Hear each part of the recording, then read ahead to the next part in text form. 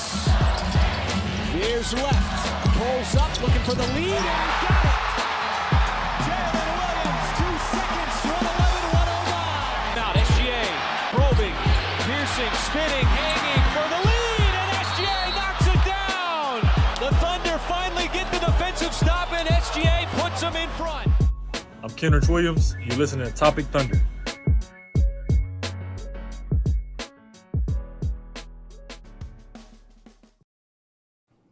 And welcome back, everybody, to another edition of the Top Thunder Podcast. I'm your host, Dylan Hunsinger at Thundercast. We're part of the B-Lead Network, and this podcast is brought to you by the good folks at FanDuel Sportsbook. Now that that's out of the way, I got to introduce my co-host, my compatriots. First of all, we got my compadre, Alejandro, Alex Roy. What up, Alex? What up, man? What up? Enjoying the winning ways once again. Absolutely. It's good to be back on the right side of these things. You know, we've had a couple positive podcasts the past few times, and now we're on a win streak, man. 4-game win streak. You know, 3 makes a streak, and four makes even longer one. Almost forgot what that felt like. Yeah, man. It's nice to be on this side of it. And also joining us from the depths of the unknown, we have not seen this guy From in a long the upside time. down. Yeah, we actually didn't know if he was still existed. We thought that he was a figment of our imagination. It's Matt Tierney. What up, Tierney? Yeah, I'm back. I gotta admit, I don't know what it was, but I think winning a ring this last season, I just it was like we did it. We made it to the mountaintop, and it's partly that, partly work and just personal stuff. I just not been able to watch as many Thunder games, and so yeah, it was hard for me to justify getting on because I didn't watch anything. So it was like, what am I going to do? So I'm here now. One of my New Year's resolutions was to start actually watching the games, and I did. And that's my first step back is watch. I will say I was at my cousin's wedding about a month ago, and you talk to all the family members, whatever, and they they're not from Oklahoma. They know I'm from Oklahoma. I like the Thunder, and they're asking me all about that. I kept mentioning I was on a podcast, and so they obviously, like, I told them what it was, and like, oh, I'm going to listen to it. I haven't been on since then, so they just have been listening to you guys. Nice. Hey, cousin Matt, are you actually on that podcast? I don't know if any of these cousins, aunts, uncles, whatever, followed up with it, but if they stuck for a month straight listening to not me, well, thank you and hello. Yeah, shout out. Hey, shout out the Tierney family. They're good people. Very nice, very nice. Well, hey, it's good to have you back, Tierney. It's always good to, welcome back somebody into the fold that haven't been on a while. It's a lot of times it's just me and Alex running here, and then it's a few odds and ends going on. So anytime we can get a bigger group going, it's great. Dolan already confirmed that he will be trying to come on next week. Focus is coming off of winter breaks. He'll be back in the fold a little bit more. Cone is going to be home for the holidays. He's going to be in the fold a little more. It's going to be a lot more active on the Top of Thunder chat. You're not just going to, get sick of seeing me and Alex on here. So, although, that'll never happen. But anyways, as I said, guys, 4-game win streak at this point. Since we've podcasted, we have won twice in very convincing fashion against the team that for a while was the only team that beat us in the NBA, the Portland Trail Blazers, and against a team that for the longest time was our rivals and one of the teams that we are chasing aspirations of, what they were able to accomplish in the Golden State Warriors. Obviously, the Warriors game ended up not being who we expected to be out there, but those bitches. They got the Lou flu. You guys like that one? The Lou flu. Yeah, exactly. I saw that on Reddit. Here's the thing. Here's the thing. What's funny about that? And I'm sorry to kind of cut you off, but I don't have anything else. That kind of pissed me off. That say what? He said I didn't have anything. I didn't have anything else. That's all I was going to contribute. I mean, it just kind of pissed me off that it pissed me off, and then I look back and I'm like, I remember us doing that sometimes. Whenever, especially if it was in the midst of the KD Warriors, and I remember, there'd be teams that would just sit players just because they knew there's no shot. So let's sit our main players and let's give our young players some developmental time against these greats. And it's now we're that team. Now we're the team where a team that comes in, and if they're questionable as far as like, or if they're old, or if they're questionable as far as injuries on a team, they're like, you know what? It's going to be a scheduled loss anyway. Let's go ahead and, sit our players and things like that. From our vantage point, I would love to have some competitive games, some games where like you have us playing against possible playoff teams at full strength. But it just kind of sucks. It kind of sucks because, again, it's a Friday night primetime game on Prime, no pun intended. And it's just like, we still do these things. Like Golden State didn't play yesterday. So it's not like they're on the second night of a back-to-back or anything like that. Yeah. And it's just like, come on, man. Like, give the NBA, like the NBA itself is in a good place right now. Like, let's not go back to where we were a couple seasons ago. They do play tomorrow against the Utah Jazz, and okay. So this is the first night of a back-to-back. Yeah. So they wanted their guys to play against that team, not this team. So that will be a blowout on the other end, and exactly back to where we started. Yeah. Back to where we started, bitches. Yeah. I mean, I get Steph has been kind of hurt on and off this year. I almost did this semester. I'm still in school burn. He's been kind of hurt a little bit on and off this year. I don't get everyone else. Like, cough, cough, sniff, sniff, Draymond Green and Jimmy Butler. Like, come on. They're fine. I mean, at least Jimmy wasn't on the bench, so maybe that has some merit to it. Yeah. I also wonder if that, because there's been so much conversation now about, it's somewhat into like the gambling part of it, where they've been trying to crack down on injury reporting and guys sitting out a certain number of games. I wonder if people are starting to, when they are reported as illness, they're actually, they're not going to just sit on the bench because then it just makes it a little bit more obvious. I wonder if there's a little bit of that going on, but I don't know. Now, somebody you might be able to say was actually scared, and that was Jonathan Kuminga, because I think there was actually a report after Curry, Jimmy, and Draymond was ruled out that with the people sitting out, Jonathan Kuminga is expected to play tonight, and then it was later reported that he is sitting out with lower back soreness. And just looking at his injury report throughout the season, he hasn't had any back problems all season. That kind of came up out of nowhere. I think he was trying to cry.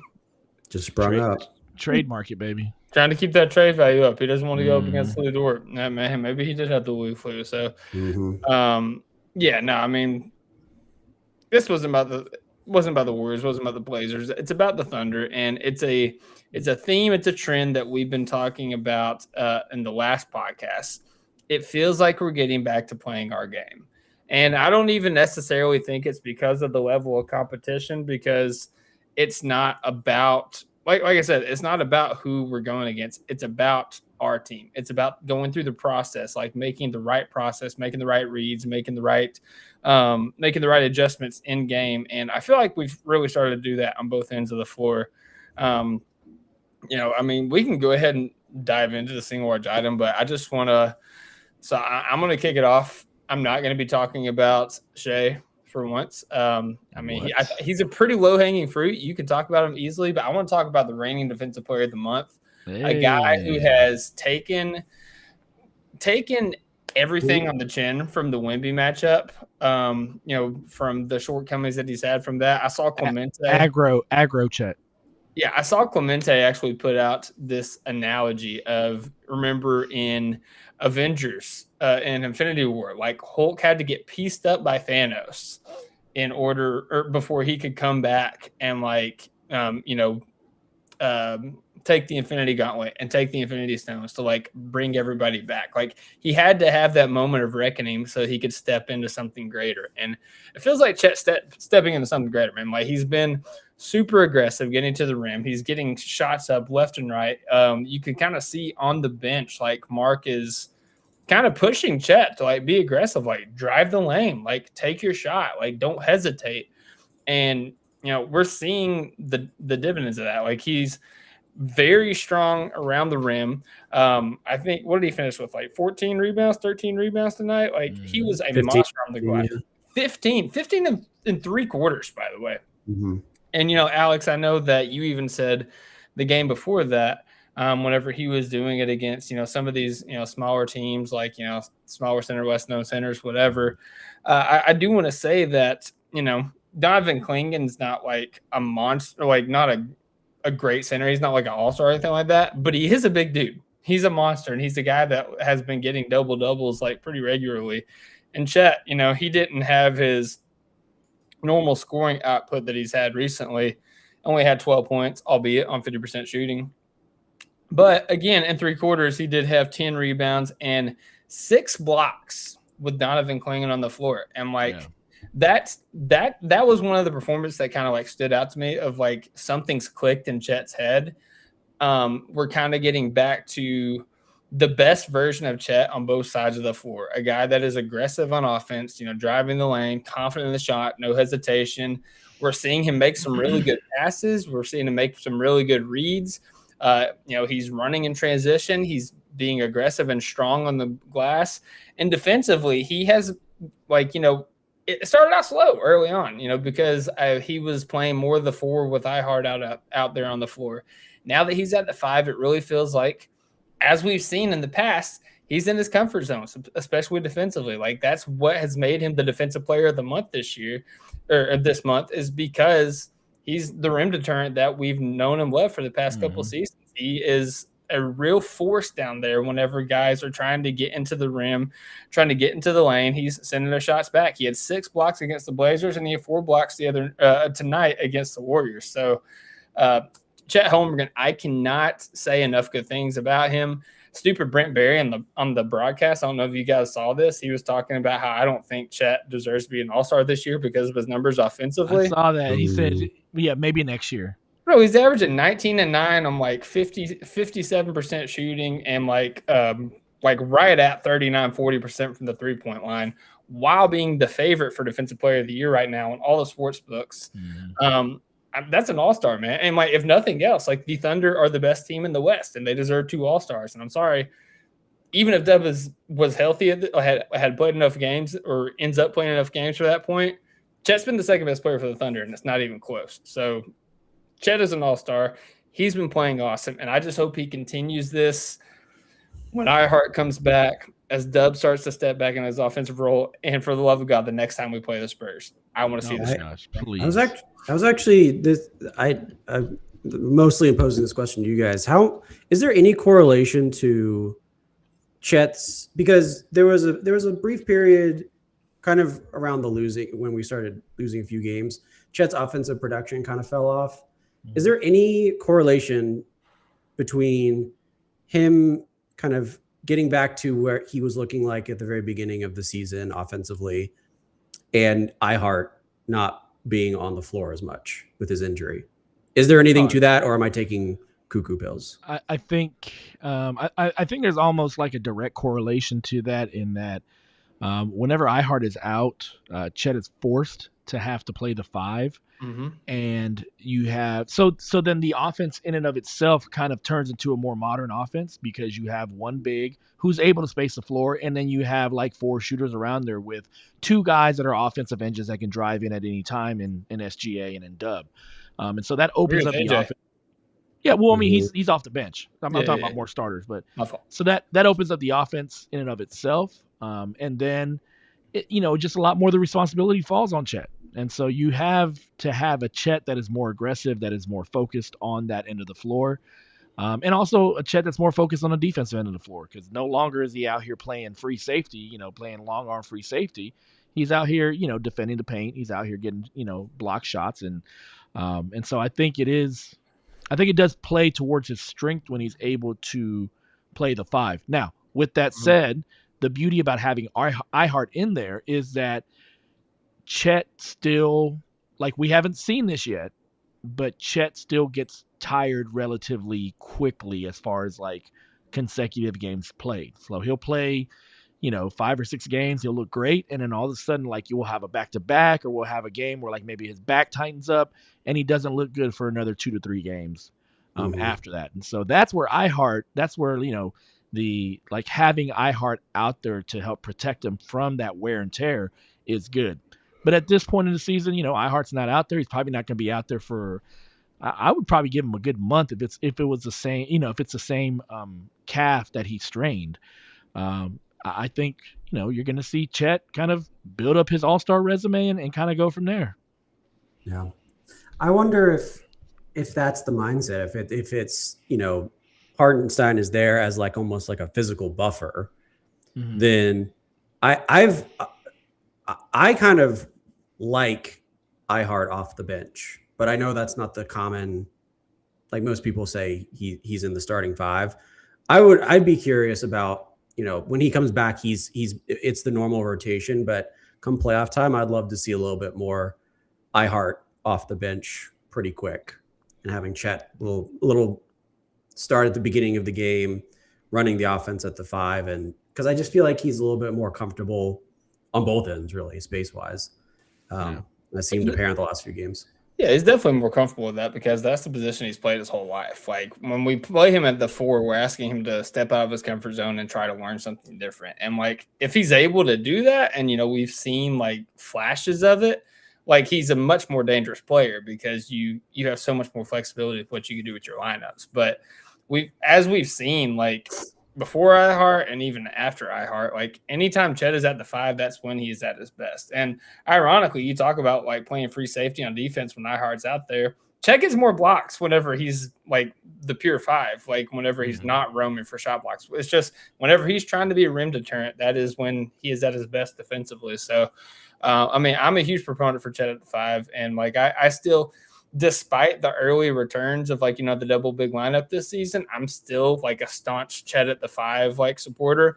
I don't think Mark's ever going to not start the double big. I always think that's going to be the look early on and then kind of adjust from that. But yeah, anytime, and if nothing else, this gives iHeart freedom to like, hey, get your rest. Like, you need, like, you don't got to rush back. You need another week, take another week. Like, we're fine. Chet's killing it right now. And just shout out Chet. That couldn't be more proud. I hope you continue this. I hope you keep this up. Yeah. That's the thing, man. It's hoping that consistency starts to become something that becomes a consistent part of his game. We need this Chet. Like SGA said it at the end of the game, like we're a different team whenever Chet plays this way. And so I think that's a leader's way of saying, hey, Chet, like we need you like this every game. We need you like this against San Antonio. We need you like this against Portland. We need you like this against, the Hawks, whoever. We need you like this every game. And, it's just, it's a way for a leader to kind of call out somebody without necessarily calling them out in a negative way. Because it's very true that the Thunder are a different monster whenever Chet plays this way. And if you start to get, Dub playing like an all-around game, like being that ultimate glue guy that we kind of all thought he could be before Chet got hurt last year, this team is damn near impossible to stop offensively. And then you have the defense, and it's over after that. Yeah, I mean, the only couple other things I thought, just to share, was I thought, especially early on, his playmaking was a significant part of that improvement on that end. I think there was Wiggins who was cutting, and Chet kind of just found him streaking to the bucket. That to me, and I think there was another one with Dub early in the game too. But his playmaking, and I think that goes for pretty much everyone on the court today. Everyone's playmaking, it felt elevated, but his especially. And then the fact he only had 4 blocks today is not accurate. I counted at least 6. I think one of them technically was a lob that he just smothered. Yeah. And but that to me is a block. And then I feel like there was another one that they just sort of said he didn't actually make contact with the ball or something. I don't know. But he definitely had 6. He definitely had 6 in my eyes.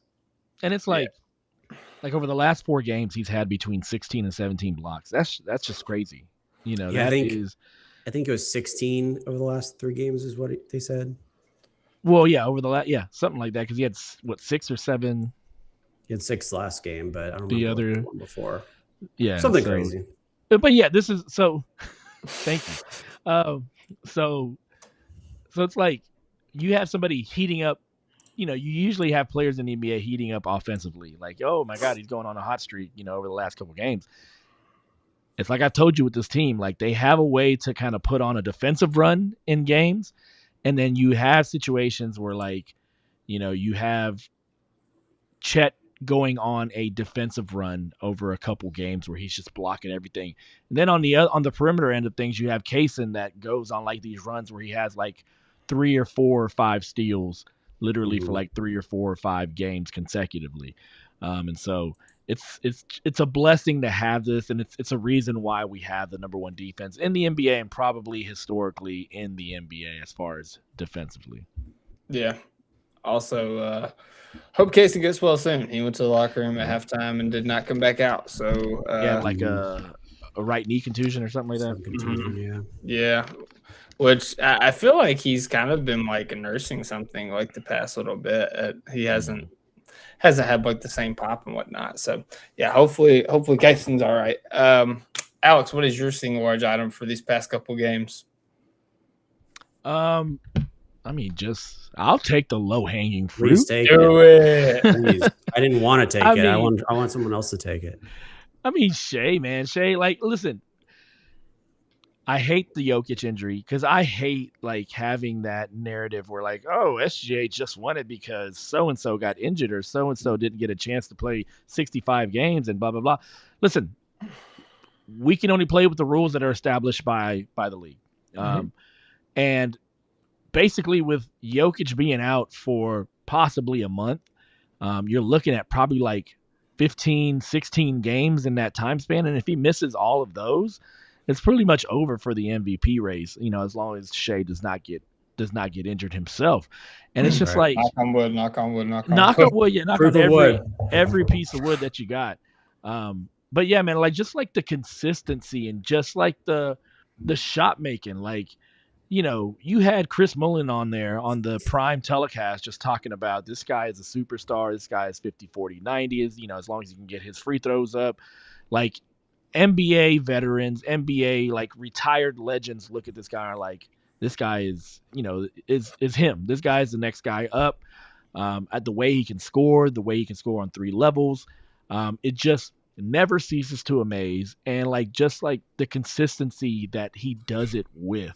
Like jumps out of bed and it's 20 points. What is it now? 106 games in a row.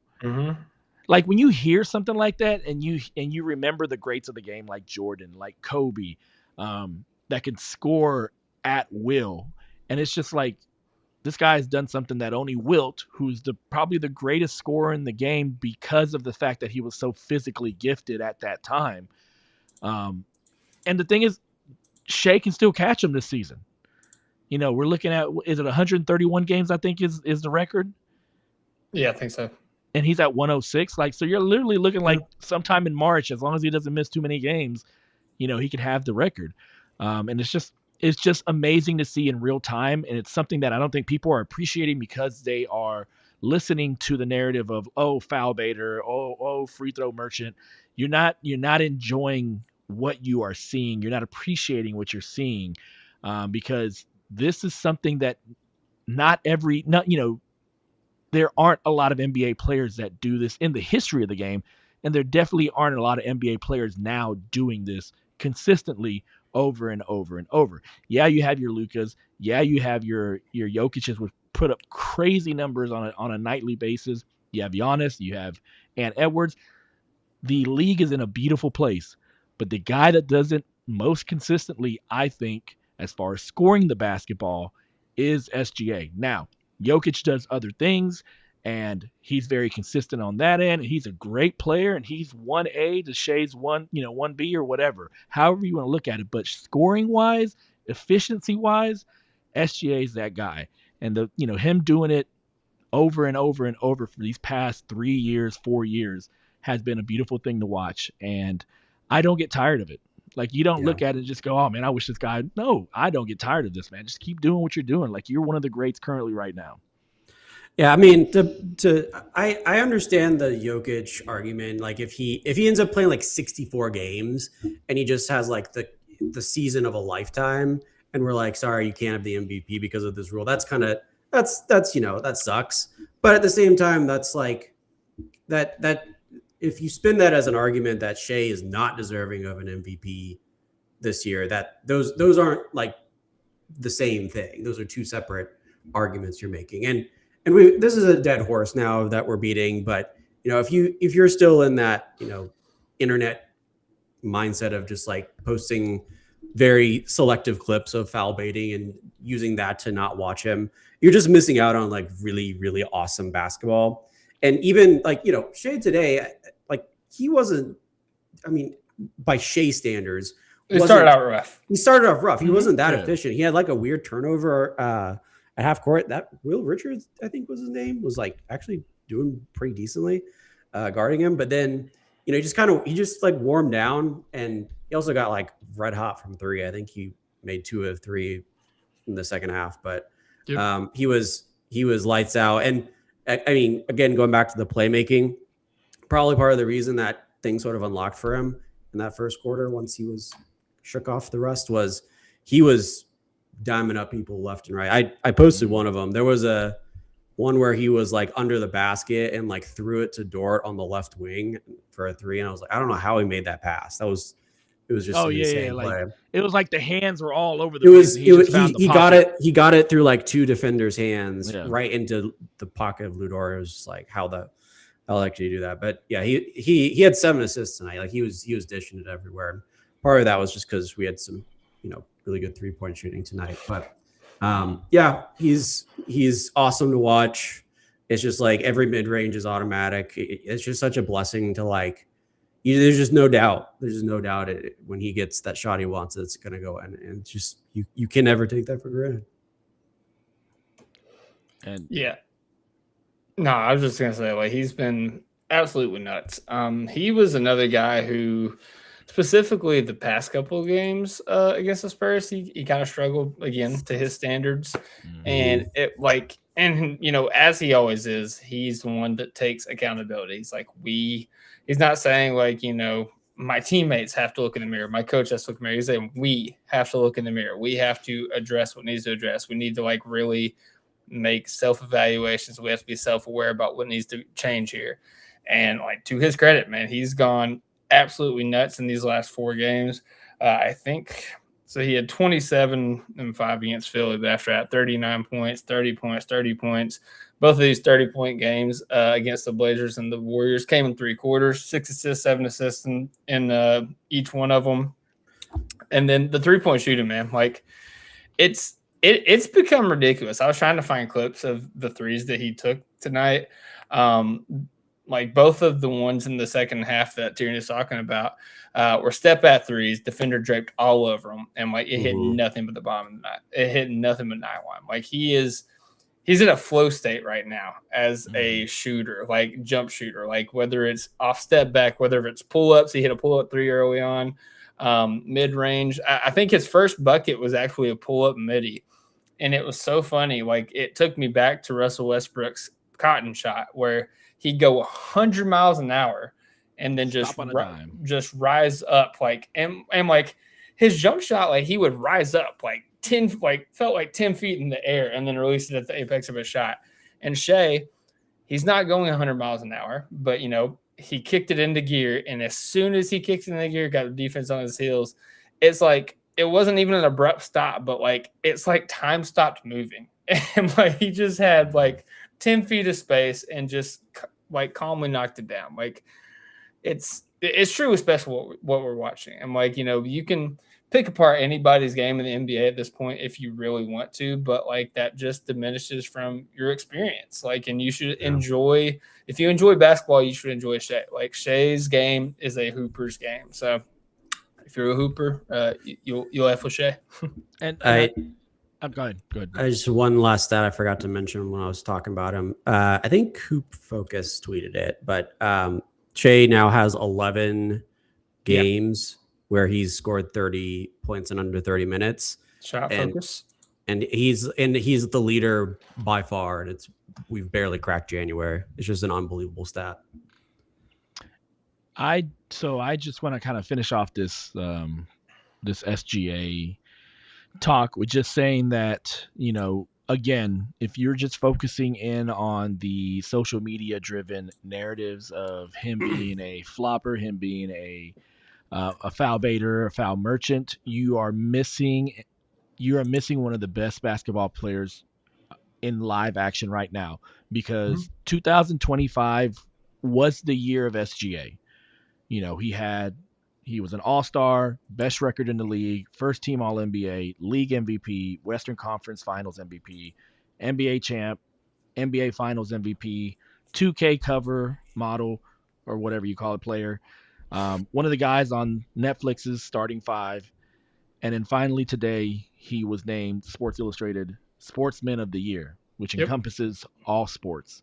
And so that's 2025. And then as soon as the calendar hits 2026, he's named Western Conference Player of the Month for December 2025. He is kind of replicating what he did last year. And as far as like all the accolades that he got last year, all deserved, I think he's coming.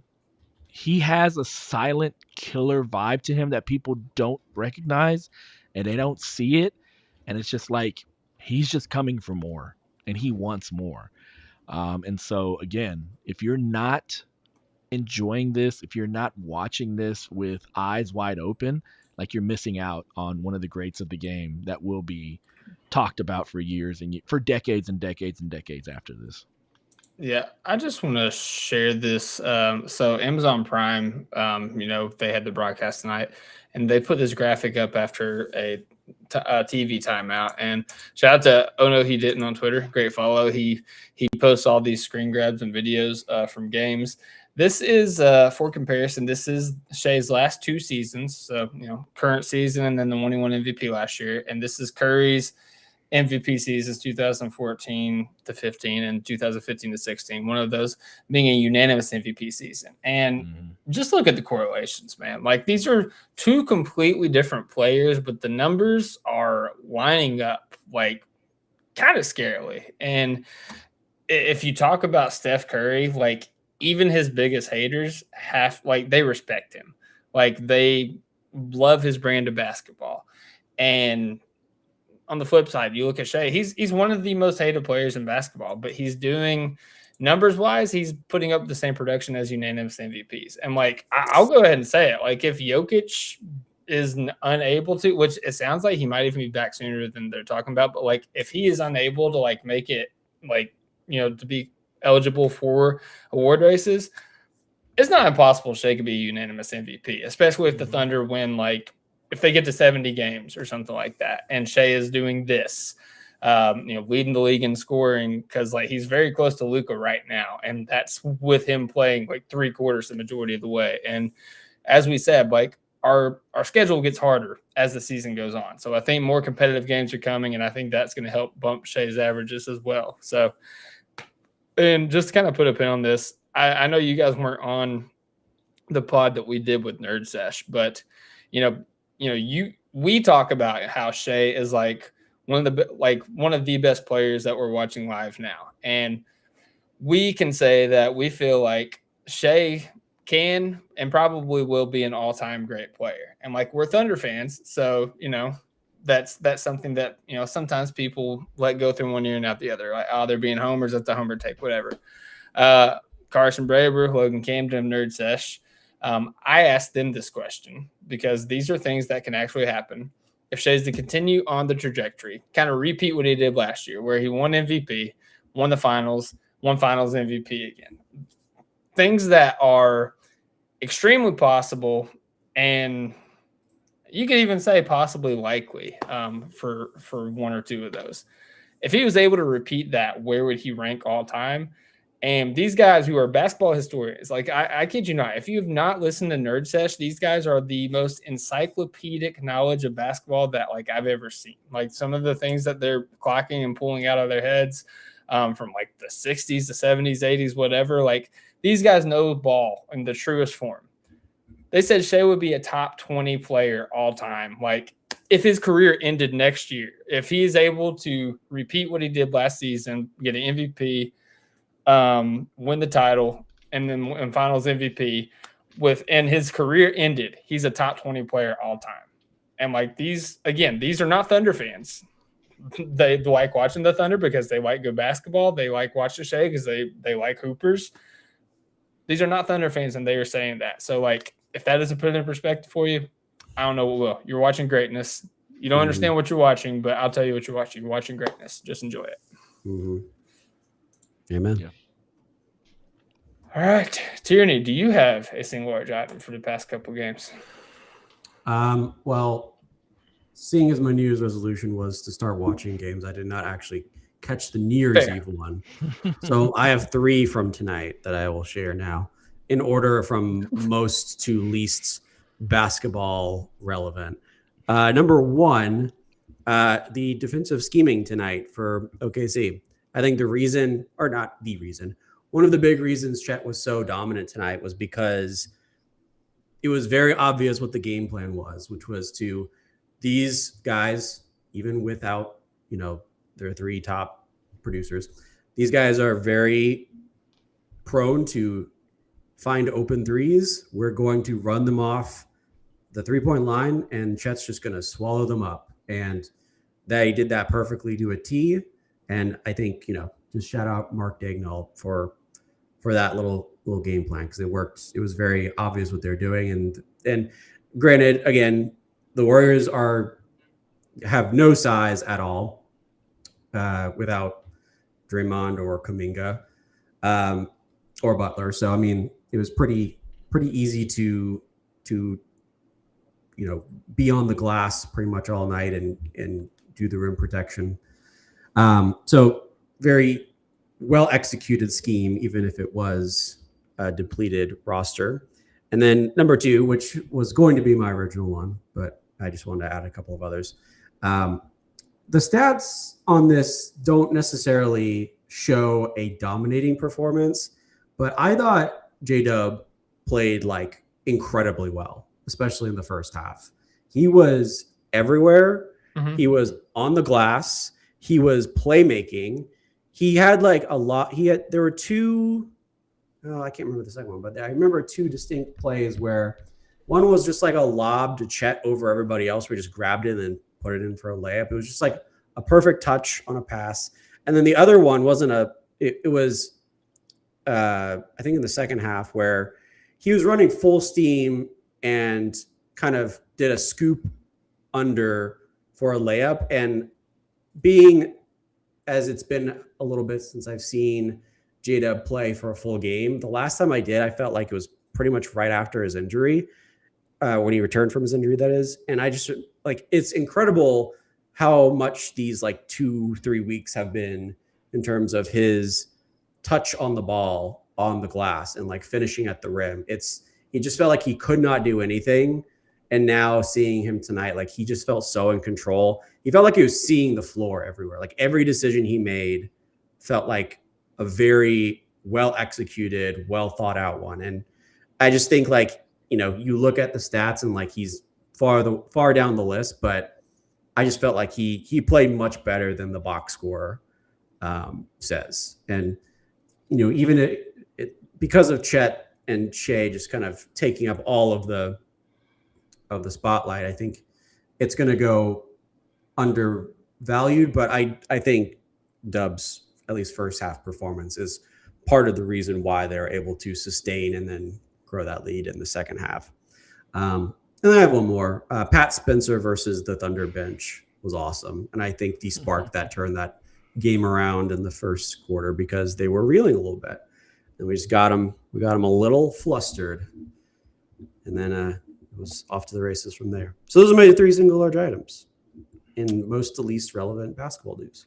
Yeah, I will say that Dub came out early on like a man possessed. I think he had our first 4 points. I think he had like 6 of our first 8 points. Like it looked like it was going to be a really special game for Dub, and I don't really have an answer for what happened. He just kind of slowed down. I think it was partly just like Chet, or it was Chet in the second quarter just kind of went off, and not everybody's going to be able to score the basket all the time. And then in the second half, Shai really popped off more. There just wasn't really a lot of space. Like there just wasn't a lot of opportunity for him to really do much after it really got out of hand. Yeah, we do have to point out that this game was close early on. Like it was tied at 38, I believe, and then the Thunder blew it open on a 19-0 run with Caruso making shots, Chet making shots, and that was the Chet run right there. That 19-0 run. Then capped off by the Dort bank three. And like if you're a Warriors fan, like you just kind of throw your hands up in the air at that point. Like the magnet ball that 19-0 run, Dort bank three. Like what's going on here? Like it's gonna be that type of night. So. And then the Dort three to finish the half. Yeah, the heave. Also. Yeah. Mm-hmm. Those back-to-back threes from him were great. Oh, also, like we talk about how special Shai was. Do you guys remember that first three Dort made off that pass that Shai had where he had like two defenders in the air and Shai just somehow like we already talked about rifled the pass through it? Dylan. I missed it. I'm sorry. Dylan. Are we talking to each other right now? What's going on? I'm looking ahead. I'm trying to play through. This is a podcast. We're having a conversation. I'm in the upside down right now. Okay. Oh my god. I'm just trying to make sure that we address it again because it was beautiful. Pass. It was a great pass. Let me see here. I did have a picture just for reference of how crazy it was. Where did it go? I could pull up the clip and posted it. No, not the clip, the picture, because you got to have the freeze frame for the context. Let me see here. I've got it. The great thing about videos is they're all pictures. It's called pause. It's a bunch of pictures back to back. I got it. Okay. Like somehow. Yeah, this is crazy. Somehow he passes. Somehow the ball. Wherever like that Michelob Ultra, the Michelob part is, that's where Shai ends up passing that ball. I don't know how he got it to him. But no highlight. Like if Jokic would have made this pass, it would have been on every highlight. Yeah, if Luka would have made that pass, it would have been on every highlight. But no, nobody highlights whenever Shai does it. Oh, but how many free throws did he have tonight? Yeah, that's what they say. That's what they say. And only 7 tonight. How many free throws did Luka have tonight? Over 20? What? Yeah. Did he ended up with more? No, yeah, he had 20. 20, yeah. Yeah. Yep. I just don't fit their narrative, man. Just don't fit their narrative. It's a real shame. Anyways, in the spirit of, playing more competitive games, looking ahead on the Thunder schedule, we actually play our old friends, the Phoenix Suns, coming up on Sunday. And the Suns have been feisty. I think I saw they've won 5 of their last 6. The last time we played him, it was pretty close, if I remember correctly. No, it was the cup game. Yeah. Okay. It was the game before that. That was close. That's right. Yeah. Forgot about the cup game. Yeah, we have played them twice this season. It was, we beat them both times. This is at Phoenix. We're in the midst of a little bit of a road trip.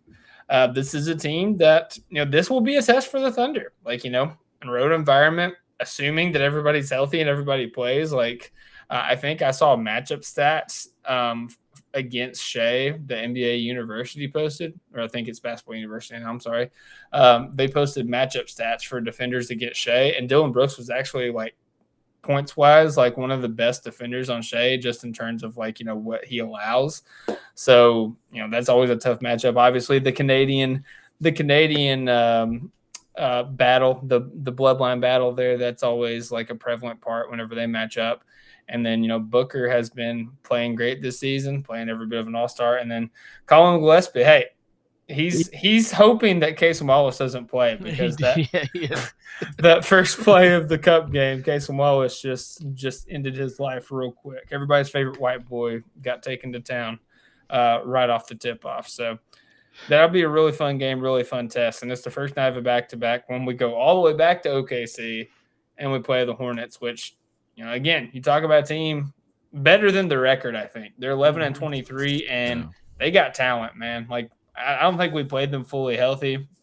When you got LaMelo Ball, Brandon Miller, Con Kneppel, and then Miles Bridges on top of, Kalkbrenner, Colin Sexton, they've got players. They've got talented players. So it will be I'm not saying that they're going to push us or anything, but it will be a more competitive matchup than what we saw tonight, or even against the Blazers the other night. I think Knippel is hurt. Oh, is he really? I think He played so. today. Did he get hurt today? Oh, did he? Played. Yeah. Oh, he cooked today too. Okay. I thought he got hurt a couple games ago. Yeah, I think he did, but I thought it was more serious than just out for a game. Yeah, he had 26 points, 4 rebounds, 3 assists tonight. Yeah, Conker is my rookie of the year. Just gonna straight up say that. Oh, 100%. It's not a hot take. Cooper Flag has been great. I will say Coop sold me on a parlay last night. We'll talk about some other parlays, but I needed 15 points out of this man, and he had 12 points with like half of the third quarter left to go. You know how many points he finished with? 12. I don't think he shot one more shot like the rest of the game. I'm like, what are you doing, man? Like, killing me. Maybe it's rigged. He might have bet the under. It's Kalkbrenner that's hurt for them. He's the one. Okay, so he's out. Gotcha. Yeah, I mean the Hornets have played. I think they played the Warriors pretty close. A full strength Warriors pretty close recently, and yeah, they lost by 1 tonight. But yeah, they're feisty. Giannis game winner. Yeah. Honorary Thunder legend to John Salone. Oh no, well, it technically was last night if you want to be technical, but yes, technicals, yes. Yeah, absolutely. Oh yeah, it was yesterday. Gotta bust out the technicalities. But yeah, that'll be a fun back-to-back. And then after that, we have a couple of days rest. Actually, a few days rest here. Looks like we don't play again until Friday. No, wait a second. Is it Friday? Yeah. Sorry, my app was spazzing on me. We don't play again until Friday. We play Wednesday. We play the Grizzlies. We did play Wednesday? The Jazz. Bro, my app is spazzing on me. That's right. It usually has the Thunder at the very top where they're like, my team. But yeah, I don't know. Yeah, so we play the Jazz. We play Jazz on Wednesday. We play Grizzlies on Friday. Again, relatively two solid teams. Yeah. Yeah, 2 solid teams. Yeah. Like Jazz are 12 and 21, but like when they're healthy they can put offensive clinics on. And like, that's the question. Like, is Larry Markkinen going to play? Is Keontae George going to play? We don't know that for sure, but like if they play, like they're a force to be reckoned with. And shout out Cody Williams, by the way. I don't know if you guys saw, but was it last at the game, night? wasn't he? Yeah, he was at the game. Yeah, absolutely. But in the Clippers game, like the Clippers came out, shut out like a cannon. They were up like 30 points very early on. And the Jazz fought all the way back. And Cody Williams was actually their third highest scorer. He had 18 points, 6 of 10 shooting, 2 of 5 from deep. So he was a catalyst to kind of bring them back. Clippers ended up winning again. Sucks for our pick odds, by the way. Freak you, Kawhi Leonard. Like, why can't we have anything gracious, nice? Man. You're just mad at everybody today. What is going on with Kawhi here over the last 2 weeks? Like, it's nuts, man. Like, what did Uncle Dennis find? Did he find the fountain of youth? Like, what in the world is going on? Let me just read you his last 10 games. 45 points, 33 points, 55 points, 28 points, 41 points, 32 points. Yeah, and then it's just like a string of like 22, 21, 24, 20, 28 to 4. Like, and then he had 36 and 30 and 39 before that. Like, he's been otherworldly, like ever since he came back. He really has. And it's really pissing me off because, like, come on, man. Like, just give us what we need. We need that pick, brother. I mean, we're going to get it. We need a good pick, brother. Yes. Full greed. Oh my gosh. Guess how far we've fallen in Tankathon reverse standings from the Clippers. Oh, we're like 7 now, right? No. 7 or 8? We're tied for 8. Yeah. Dude, remember when we had like the third, we're number 3. Best odds. We were tied for the best odds for number 1. Yeah, we was 3. Time. Like, I didn't have to do sim lottery to get in the top 3. It was just like, hey, there we are. You remember that time in the season where we were like 24-1 and the Clippers were losing everything? Like, it was just such a beautiful time. We were like, we're gonna make history.